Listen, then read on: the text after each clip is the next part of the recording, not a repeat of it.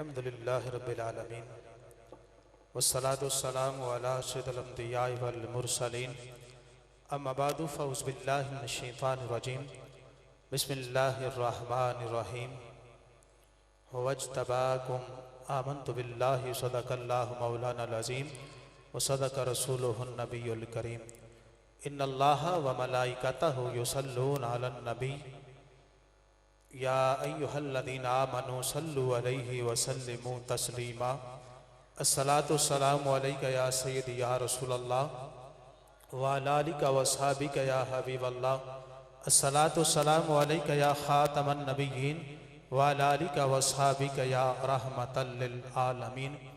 अल्लाह तबारक व तआला जल्ल जलालुहु व अम्मा नवालुहु की हम्द व सना के बाद अनगिनत लातदाद दुरूद व सलाम नबी रहमत करीम आका अलैहिस्सलातु वस्सलाम की बारगाह अक़दस में हदिये दरूद व सलाम के गुलदस्ते पेश करने के बाद अल्लाह रब्बुल आलमीन की बारगाह में दुआ है कि रब्बे कायनात मेरी ज़बान पे कलमतुल हक जारी फरमाए, मुझे सही मानों में गुफ्तगू करने की, आप हजरात को सुनने की, मुझे सुनाकर आपको सुनकर अमल पैरा होकर दोनों जहां सवारने की तौफीक अता फरमाए। आज की ये रूहानी विजदानी ईमान अफरोज़ महफिल पाक भाई मोहम्मद अब्बास कादरी चिश्ती साहिब की मेहनत और कोशिश की वजह से इनेकाद पजीर है। दुआ है कि रब्बुल आलमीन उनकी इस कोशिश को, कावश को करीम आका अलैहिस्सलातु वस्सलाम के सदका से अपनी बारगाह में कबूल फरमाए। उनके लिए, हम सब के लिए खैर व बरकत का और बख्शिश का ज़रिया बनाए। मोहतरम सामिन हज़रात, यकीनन हम बिलाशुबा खुशकिस्मत लोग हैं कि जिनको रब्बे कायनात ने अपने महबूब का उम्मती बनाया है, और फिर हम इससे बढ़कर भी खुशकिस्मत हैं कि इस गए गुजरे दौर में नफ्सा नफसी के आलम में हर बंदा मसरूफ़ है अपनी ज़िंदगी के मामलात में, घरेलू मामलात में, दुनियावी मामलात में हर बंदा मेहनत कर रहा है और दिन रात की मसरूफियात की वजह से इंसान दीन से दूर है, मस्जिदों से दूर है। खुशकिस्मत है आप लोग जिनको अल्लाह ने अपने घर में बैठकर अपना और अपने प्यारों का जिक्र करने के लिए कबूल फरमाया है। कुरान मजीद के जो अल्फाज तिलावत किए, रब्बे कायनात ने फरमाया हो वज्तबाकुम, उसने तुम्हें चुन लिया। किसने? अल्लाह ने महबूब के गुलामों को अपनी बंदगी के लिए चुन लिया है। आप देखें कायनात में कितने मज़ाहिब हैं, कितने लोग हैं, अरबों खरबों लोग दुनिया में जिंदगी बसर कर रहे हैं, लेकिन हम खुशकिस्मत हैं कि हम मुस्तफ़ा की गुलामी में जिंदगी बसर कर रहे हैं। आज देखिए नबी रहमत सल्लल्लाहु अलैहि वसल्लम का ये करम है और उनकी निस्बत की वजह से अल्लाह ने हमें जो भी दिया मेरे महबूब अलैहिस्सलाम की निस्बत की वजह से मिला है। पहले लोग वो देखें कि जब गुनाह करते हैं तो उनके दरवाज़ों पे लिखा जाता है, फिर वो लोग गुनाह करते हैं तो उनकी पेशानियों पे लिखा जाता है।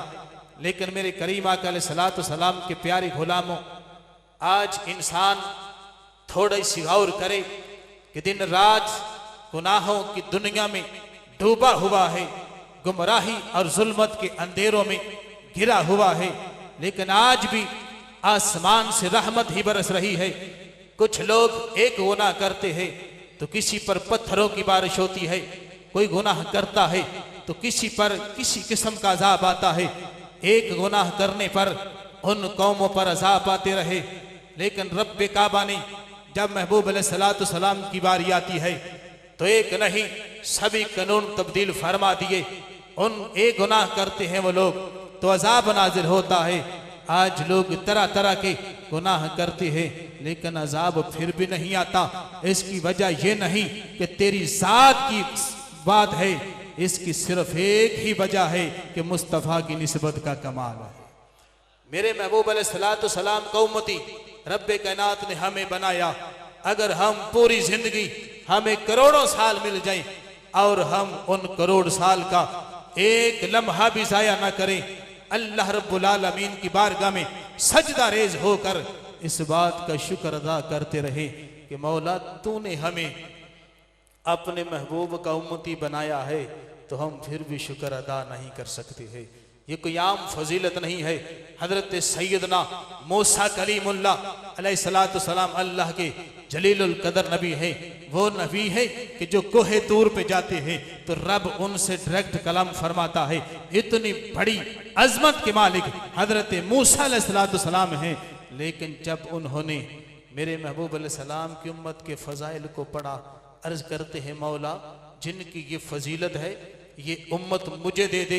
रब्बे कायनात ने फरमाया प्यारे मूसा अलैहिस्सलाम ये उम्मत तुझे नहीं मिल सकती, इसलिए मेरे आखिर ज़मान नबी का हिस्सा है। फिर जब पढ़ने लगे फिर पढ़ा एक उम्मत ऐसी आएगी जो सबसे आखिर में आएंगे, सबसे पहले जन्नत में जाएंगे।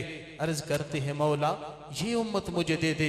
खालिक़े कायनात ने फरमाया प्यारे मूसा अलैहिस्सलाम ये भी नहीं मिल सकती, क्योंकि ये वही उम्मत है जो मेरे मुस्तफ़ा की गुलामी में जाएगी। मेरे महबूब अलैहिस्सलाम के प्यारे गुलामों, फिर हम क्यों ना शुक्र अदा करें कि मौला तेरा लातदाद शुक्र है कि मूसा अलैहिस्सलाम नबी होकर ये कहते रहे कि मौला मुझे उस नबी का उम्मती बना दे। जितनी इतनी फजीलत वाली जिसकी उम्मत है उस नबी का क्या मकाम होगा। तो हमने तो यारों मांगा भी कुछ नहीं, हम तो पैदा ही मुसलमानों के घर में हुए, हमने तो एक जर्रा पर भी मेहनत नहीं की। लेकिन आज हमें इस बात पर फख्र है, हमें इस बात पर खुशी है कि अल्लाह ने हमें महबूब आखिर ज़मां का हमें उम्मती बनाया है। तो इसलिए खुशकिस्मत है हम। देखिए निस्बत मुस्तफ़ा जब आती है तो बड़े बड़े लोग अपनी ज़िंदगी के फैसले तब्दील फरमाते हैं। असल में आज हमें इस चीज़ की कदर नहीं है कि मेरे नबी की मोहब्बत की फजीलत क्या है। मेरे महबूब अलैहिस्सलाम के प्यारे गुलाम हज़रत उमर बिन ख़त्ताब रज़ियल्लाहु ताला अन्हु वो उमर बिन ख़त्ताब हैं कि जिनके जलाल को कोई भी झल नहीं सकता। आपसे लोगों ने कहा कि महबूब अलैहिस्सलाम के चचा हजरत अब्बास रज़ियल्लाहु ताला अन्हु का मकान है। तो जब हम मस्जिद नबवी शरीफ को जाते हैं तो रास्ते में जब बारिश आती है तो परनाले से पानी टपकता है, जब पानी बहता है तो हमारे कपड़े खराब होते हैं। हजरत उमर बिन ख़त्ताब आए, आपने वो परनाला उखाड़ लिया और लेकर चले गए। जब हजरत अब्बास रज़ियल्लाहु ताला अन्हु आए तो उनसे घर वालों ने कहा कि हजरत उमर बिन ख़त्ताब रज़ियल्लाहु ताला अन्हु ने परनाला उखेड़ा है और वो लेकर चले गए हैं। तो आप फरमाने लगे फिक्र न करो, सिर्फ उमर परनाला वापस ही नहीं करेगा बल्कि खुद इसी मकाम पर लगा कर भी जाएगा। हजरत अब्बास रज़ियल्लाहु ताला अन्हु गए, आपने कहा कि है उमर तुमने परनाले को क्यों उखेड़ा है? तो आप कहने लगे कि हजरत अब्बास मैंने इसलिए उखेड़ा है कि मेरे महबूब अलैहिस्सलाम के गुलाम नमाज के लिए जाया करते थे तो उनके कपड़े खराब हुआ करते थे। आप कहते हैं तूने ठीक कहा, लेकिन मैं भी जानता था कि परनाला इस जगह पर लोगों को तकलीफ देता है, लेकिन तू जानता है कि इस परनाले को मैंने नहीं मदीने के ताजदार ने लगाया है। अब जब हजरत उमर बिन ख़त्ताब ने यह सुना ना कि इस परनाले को आपने नहीं महबूबे कायनात ने लगाया है, तो हजरत उमर ने परनाला पकड़ा। पहले तो ऊंट पर चढ़कर लगाना था, लेकिन कहते हैं अब्बास उमर नीचे खड़ा होता है तो ऊपर खड़े होकर इस परनाले को लगाओ। अब हम ये नहीं देखेंगे किसी को तकलीफ होती है या नहीं होती, हम ये देखेंगे मेरे मुस्तफ़ा की निस्बत इस परनाले के साथ है। मेरे महबूब अलैहिस्सलाम से सहाबा ने इतनी मोहब्बत की कि जिनकी कायनात में मिसाल नहीं मिलती। एक 12 साल का बच्चा है, चलते चलते महबूब को देखा, देखते ही देखते मोहब्बत हो गई। हजूर की बारगाह में अर्ज करते हैं आका मुझे भी हुक्म फरमाए में मैं कोई काम करूं, आपकी खिदमत करूं। मेरे महबूब अलैहिस्सलाम ने तलहा बिन बरा रज़ियल्लाहु ताला अन्हु को छोटे छोटे काम बताने शुरू कर दिए। अब मेरे महबूब अलैहिस्सलाम उस बच्चे का जिक्र सहाबा में बैठकर करते हैं। सहाबा में से कुछ लोगों ने कहा कि वो छोटे छोटे काम करता है, लेकिन हजूर उसका जिक्र बड़ा करते हैं। एक दिन मेरे महबूब अलैहिस्सलाम ने फरमाया चलो सहाबा मैं तुम्हें अपने उस छोटे नन्हे गुलाम की मोहब्बत का सबूत देता हूँ। हजूर सलाम हजरत तलहा बिन बरा रदी अल्लाह ताला अन्हु का इश्क चेक करना चाहते हैं। हजूर सलाम की बारगाह में जब हाजिर हुए तो करीम आका अलैहिस्सलाम ने फरमाया, तलहा बिन बरा जाओ अपने बाप का सर कलम करके मुस्तफ़ा की बारगाह में लेकर आओ। कहते हैं कि हजरत अली पाक रजी अल्लाह ताला अन्हु करीब खड़े थे तो आपने उनके जिस्म अधर से तलवार को उतारा, तलवार को पकड़कर आप बड़े जोश के साथ अपने घर को जा रहे थे। मेरे महबूब ने सहाबा से फरमाया, सहाबा जाओ जाकर तलहा बिन बरा को रोको, जिस मोहब्बत से वो गए हैं वो अपने बाप का सर लेकर ही वापस आएंगे। लेकिन मेरे महबूब तो सहाबा को बताना चाहते थे कि मेरे गुलाम की मोहब्बत में शक न करना, जो छोटे काम कर सकता है वो बड़े काम भी कर सकता है। अब फिर क्या हुआ कि हजरत तलहा बिन बरा रजी अल्लाह ताला अन्हु आप बीमार हुए। मेरे महबूब अलैहिस्सलाम तीमारदारी के लिए तशरीफ लाई। हजूर सलाम सराहने पर बैठे। करीम आका अलैहिस्सलाम ने अल्लाह के इल्म से पहचान लिया कि मेरे गुलाम का शाम को इंतकाल हो जाएगा। बाप के कान में ये कहा कि तेरा बेटा रुखसत होने वाला है, जब ये इसकी रूह परवाज कर जाए तो मुझे इतला देना। मेरे महबूब अलैहिस्सलाम जब तशरीफ ले गए तो हजरत तलहा बिन बरा रजी अल्लाह ताला अन्हु भी छोटे हैं, 12 या 14 साल की उम्र है। बाप से कहते, मेरे महबूब ने क्या फरमाया था आपके कान में? तो बाप कहते, बेटा आपके सुनने वाली बात नहीं है। कहते हैं, मुझे बात बताइए कि क्या बात की थी। फिर बाप ने कहा, बेटा उन्होंने कहा था जब तेरा विसाल हो जाए तो मुझे भी तला करना, मैं भी जनाजे के लिए तशरीफ ले आऊंगा। मेरे महबूब अलैहिस्सलाम के गुलाम की मोहब्बत का अंदाज देखना। मेरे करीम आका अलैहिस्सलाम के सहाबी गुलाम कहते हैं, अभी उम्र तो छोटी थी लेकिन सोच बड़ी थी। रहते कहाँ थे? मदीने के ताजदार की बारगाह में रहते थे। उनका दिल तो छोटा था लेकिन मोहब्बत बड़ी थी। कहते हैं, प्यारे अब्बा जान, मेरे महबूब की शरीयत कहती है जब बंदा फौत हो जाए तो उसका जनाजा जल्दी करना चाहिए। फिर ये मेरी वसीयत याद रखना, जब मैं विसाल कर जाऊं मेरे महबूब को इतला न करना।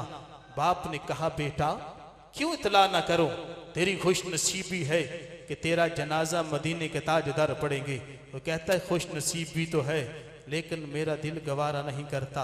रात सर्दी का मौसम है, मेरे महबूब अलैहिस्सलाम जिस मोहल्ले से गुजर कर आएंगे वो मोहल्ला यहूदियों के हैं। जब गलियों से गुजरेंगे कहीं ऐसा ना हो रात का सन्नाटा हो, काफिर मेरे महबूब को तकलीफ पहुंचा दे। मैं ये गवारा नहीं करता कि मेरे महबूब को मेरी वजह से तकलीफ हो। मोहब्बत देखिए, खुद दुनिया से जा रहे हैं लेकिन महबूब के पाँव में कांटा चुभना भी गवारा नहीं है।